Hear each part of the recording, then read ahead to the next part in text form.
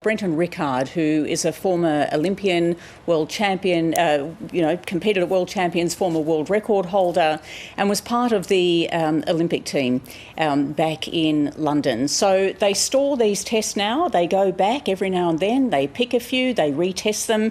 And in his test from the sample that was taken after this bronze medal race back in London, it has tested positive for furosemide, which is known to be a bit of a masking agent. However, the amount he's tested positive for seems to be extremely low. It's 6 nanograms per millilitre. Now, allegedly, the threshold in 2012 was around 250 nanograms per millilitre.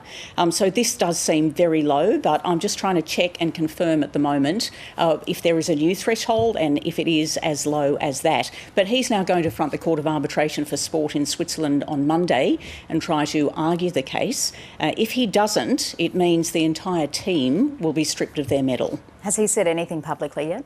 Not publicly. He sent an email to his teammates, which has also been printed in the Sydney Morning Herald, where he says he's devastated. It's the most difficult email he's ever had to write. He says he would never knowingly do anything like this. He's going to argue the point. He's not able to produce any physical evidence of anything he might have taken which could have been contaminated because, of course, it was 8 years ago.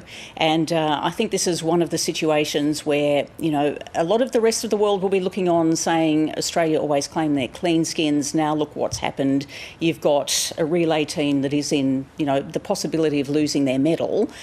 On the other side of that, you've got people that do argue that the testing regime, the tests are getting better and better and better, and things are being picked up in tests all over the place with these tiny little samples that other people would say, how performance enhancing is that?